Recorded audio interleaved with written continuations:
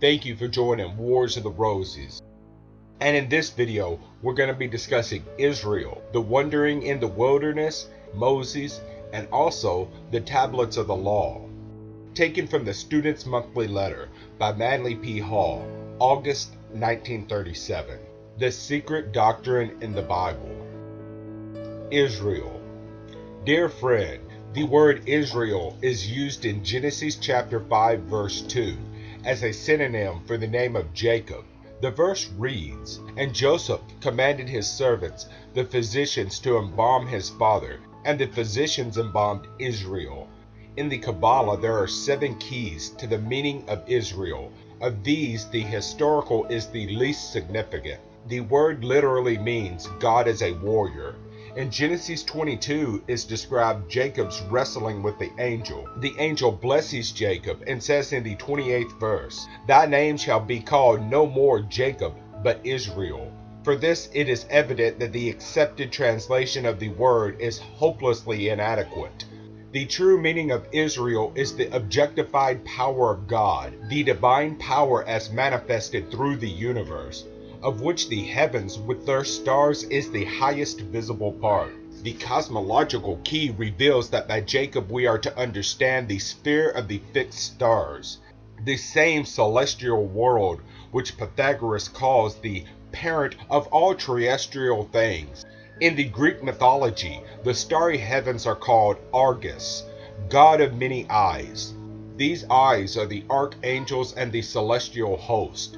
For it is written that the eyes of the Lord run to and fro throughout the whole world. The word earth in this sense means the world or the universe. Jacob or Israel being the whole of the starry heavens, his immediate progeny are the 12 great constellations which form the zodiacal belt. In the biblical analogy, these are figured as the 12 sons.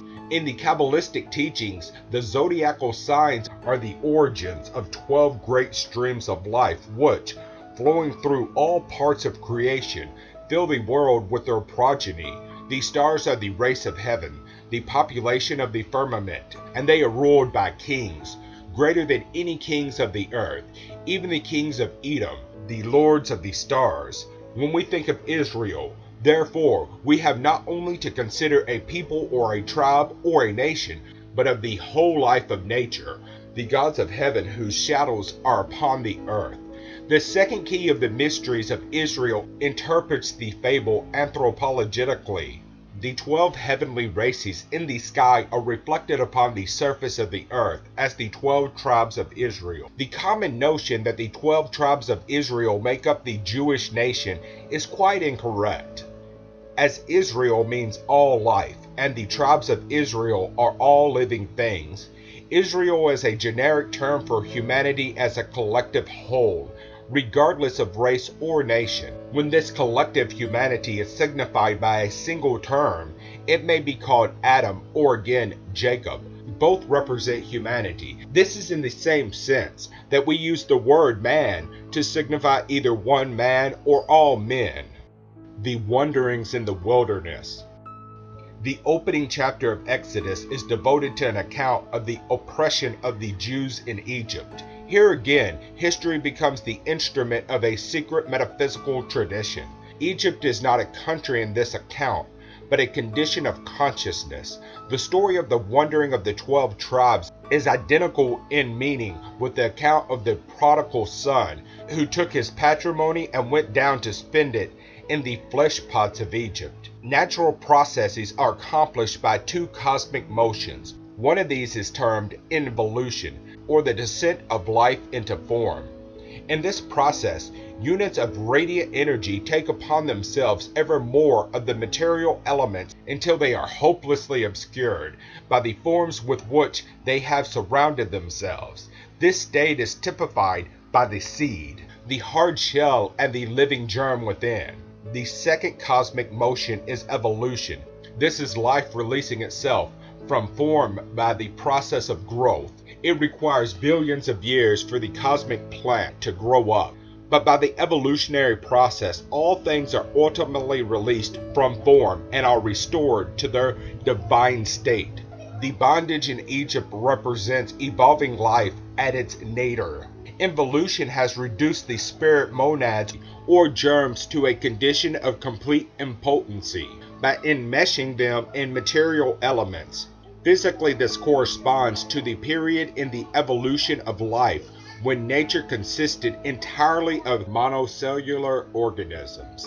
Gradually, over a vast period of time, evolution released through these cells the entities which we now term plants, animals, and men. The wandering of the 12 tribes therefore represent the age of growth and development, the slow and painful courses of evolution. The third key to this ancient allegory is truly mystical. The human soul, in a state of complete materiality, is in bondage in a land of darkness. Man searching for truth, humanity collectively searching for truth, is well represented by a nation wandering in the wilderness, searching for the promised land.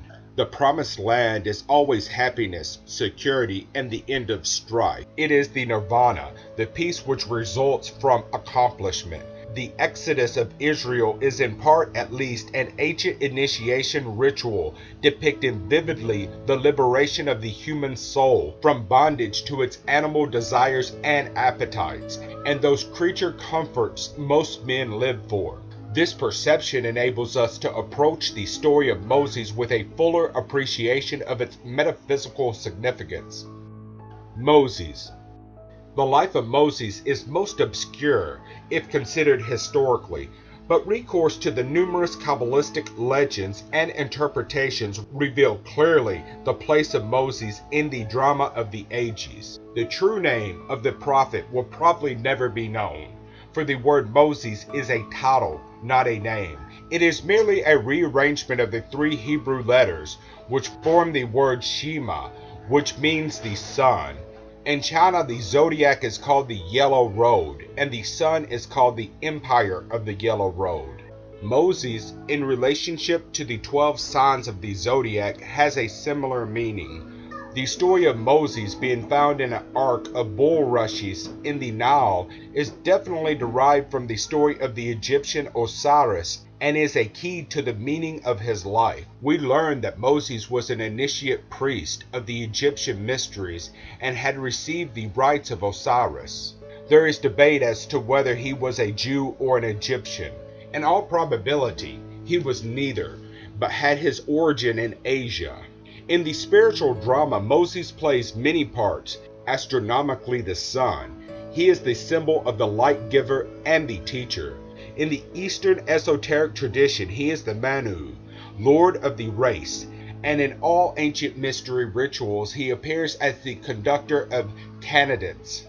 In Parsifal, he is the old knight Gardermans. In the Grail legends of King Arthur, he is Merlin. He is always the preceptor, the same Chiron who was the mentor of Achilles. He is not only the wise man, he is the principle of mind. Mind is the master of bodies, experience ever ready to grow youth, accumulated knowledge always at the disposal of him who would learn. Infant humanity in its search for truth was never left without leadership. It has recently been stated that Michelangelo placed horns on his statue of Moses by mistake. In reality, however, they are most significant. They are the horns of Jupiter Ammon, the same symbol which is later to appear again as the horns on the corners of the Hebrew altar. The horns are those of the celestial ram, Eris, the leader of the flocks of heaven. The symbol rose from the fact that during the time of Moses the vernal equinox took place in the sign of the ram, and the horned sun was the symbol of truth. Ram, the mind-light god of the Egyptians, is likewise represented as wearing a helmet adorned with the curling horns of rams.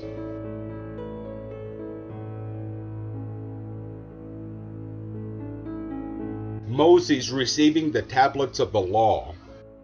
In the racial evolution of man, the patriarchal system was consummated by the age of prophets. Among primitive peoples, the old man of the tribes are considered as oracles, great teachers, perfect in wisdom, are, so to speak, the old men of humanity. the wise ones, the patriarchs of the race.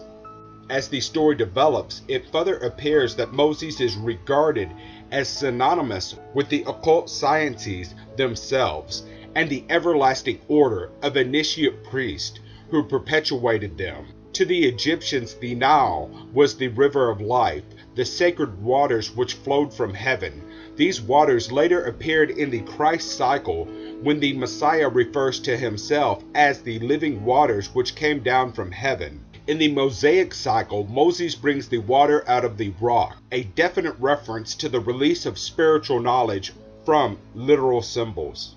It is Moses who led the children of Israel out of Egypt. With them went also Aaron. When Moses desired to go before the Pharaoh, he cried to the Lord, "I am slow of speech and of slow tongue." Exodus chapter 4 verse 10. Therefore the Lord bade him to take with him his brother Aaron. When Moses complains that he is slow of speech, the reference is definitely to the mystery schools. For the secrets of the Spirit cannot easily be communicated to men. For this reason, the Egyptian god, Harpocrates, keeper of the mysteries, is depicted with his finger to his lips, commanding silence. Aaron is therefore the voice of Moses. He is the priesthood, the custodians of the mysteries. It is the priest who must clothe the secrets in fables, that the foolish may learn something. Pharaoh is the power referred to later by Jesus as the prince of this world. He is worldly wisdom, a Bunyan's Pilgrim's Progress. Pharaoh is the personification of temporal pomp and splendor, those diversified objects of selfishness, jealousy, and greed which keep men in bondage to the least parts of themselves.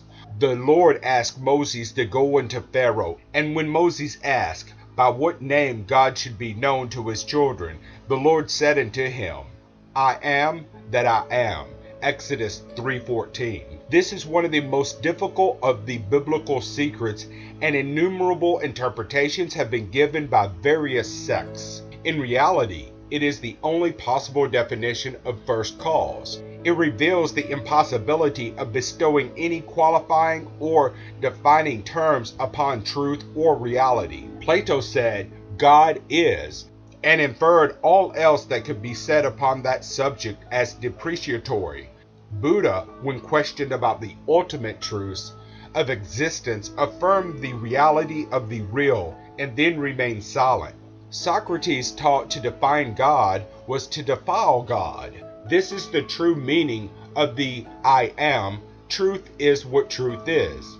Even further definition is error. When Moses went into the court of the Pharaoh, Aaron went with him, and, at the command of the Lord, Aaron cast down his rod before the Pharaoh, and it became a serpent. Likewise did the magicians of Egypt, and their rods also became serpents. But the serpent of Aaron's rod swallowed up the little serpents. The magicians of Pharaoh's court, like the scientists of today, represent material knowledge, in itself miraculous and full of wonder, but not in harmony with divine wisdom. The rod of Aaron represents truth. The serpent form of it is the serpent of wisdom and spiritual truth, swallowed up or devoured all the false truth of the material world. But the Pharaoh, region of the dark sphere, is not thus easily converted. Like a rich man or a great prince, he clings to his worldly possessions and denies the laws of the universe. As infirmity and misery came to the rich and the powerful, so the plagues descended upon the Pharaoh, but he remains adamant until his own son is stricken. In the same way, in a world filled with misery and sorrow, men think little of spiritual matters until their own personal possessions are endangered. The Pharaoh permits his whole land to be laid bare, and he does not relent. But when his own is afflicted, he cries in terror for mercy. So Moses, wisdom, brought about finally the release of his people, and Pharaoh let the people go, and the Lord, or the law, led them to the Red Sea and the wilderness. And Moses took the bones of Joseph with him. The Red Sea is a very apt symbol for man's world of desire. After he overcomes his material nature, or the escape from Egypt, he must still conquer his emotions. The way of liberation is through the conquest of desire, and wisdom led the people, and the sea opened, and the children of Israel passed through dry land. Pharaoh, still desiring to destroy evolving humanity, went against the tribes with 600 chariots, but the sea closed upon them and destroyed them all. Strangely enough, the mummy of the Pharaoh of the Exodus is now preserved in the Cairo Museum. He did not drown in the Red Sea, but is believed to have died of the smallpox. Maybe this disease was the Red Sea that engulfed him. Today in civilization, a great economic age is drawing to a close. Pharaoh again sends forth his chariots, and again a Red Sea may swallow him up. A sea of war and social chaos. Selfishness, pride, and greed must always be destroyed by the flaming men themselves, devoured finally by the fire of their own passions. The children of Israel, humanity, go forth on their wandering, 40 years in the desert of waiting. The 40 years have the same symbolic significance as the 40 days and 40 nights of the deluge, and the 40 days of Jesus fasting in the wilderness.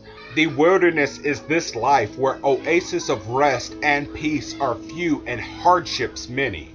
The search is always for the promised land, Canaan, the place of rest. In the biblical mysticism, days and time periods are of great importance. It is written in the 19th chapter of Exodus that it was in the 3rd month after the children of Israel had gone out of Egypt that they came to the wilderness of Sinai. It was from the top of the mountain of the law that the commandments were given unto Moses. The tablets of the law. The receiving of the 10 Commandments on Mount Sinai is possibly the most dramatic incident in the Old Testament. It is the subject of numerous commentaries and very profound metaphysical speculations. Most of these are entirely unknown to Bible students. Sinai, though pointed out to travelers in the Holy Land as a single peak in the drear desert, is no mountain of earth, but the mountain of the gods, the mysterious hill to the clouded summit of which the wisest of mystics have lifted their eyes. It is the mountain of illumination, the high place of realization.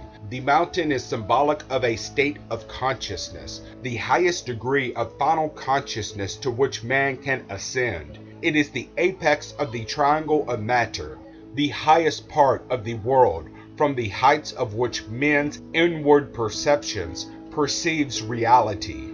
The practice of metaphysical disciplines brings with it the sense of upliftment. The yogi entering the samadhi feels himself lifted far above the world and its attachments. In one interpretation, we learn that the laws that govern the race come from the highest part of the consciousness of the race itself. No actual hands placed the tablets in the hands of Moses, but the ever-living truth engraved with letters of living power the laws of the universe upon the 2 hemispheres of the brain. In the case of Moses as the wise man who leads the race, the commandments are part of wisdom itself, which Moses brings from the height of his own realization down to the valley where mortals dwell who cannot see the light. At this point, the allegory is a supreme accomplishment in fable weaving. Moses, descending the mountain, perceives that the children of Israel have fallen into sin and are worshiping a golden calf.